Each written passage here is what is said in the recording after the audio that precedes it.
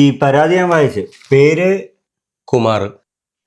കുമാറേ, ഈ പരാതി പറഞ്ഞ കാര്യങ്ങളെല്ലാം എനിക്ക് വിശദമായിട്ട് കേൾക്കണം. ഇപ്പോ ഇവിടെ വെച്ച് പറയും.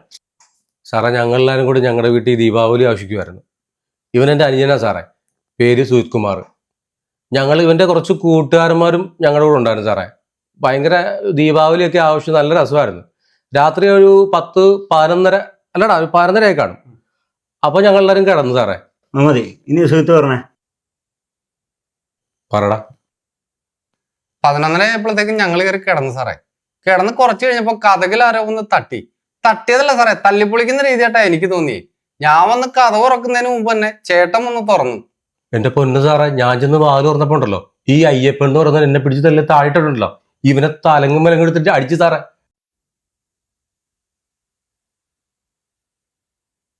അവൻ വേത്തന സാറേ, അവനെ പിടിച്ച് അകത്തിടണം. അത് നമുക്ക് ആലോചിക്കാം. സുധീഷേ, സാർ, ഈ പരാതി പറയുന്ന അയ്യപ്പൻ വന്നിട്ടുണ്ടോ? ഉണ്ട് സാർ. അയാളെ ഇങ്ങോട്ട് വിളി.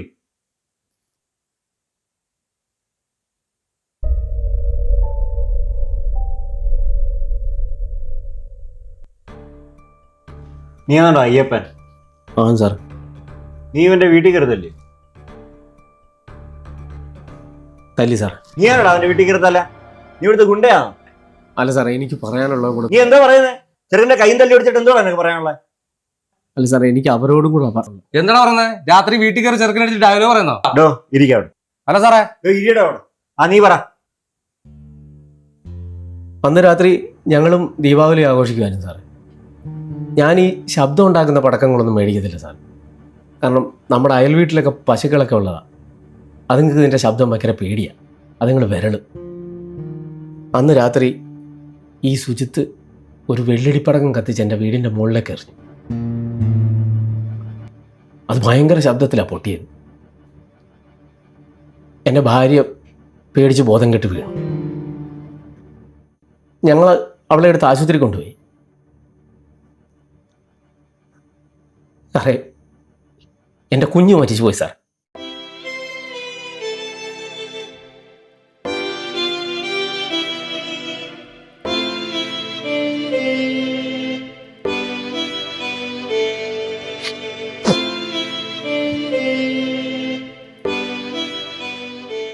അവള് പ്രഗ്നൻ്റ് ആയിരുന്നു.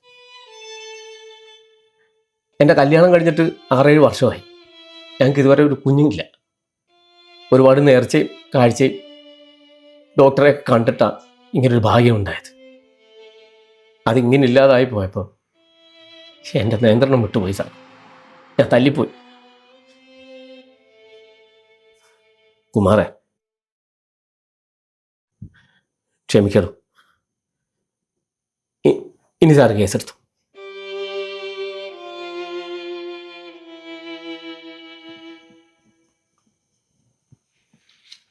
സാറേ, ഇനി ഈ കേസ് എടുക്കണ്ട സാറേ.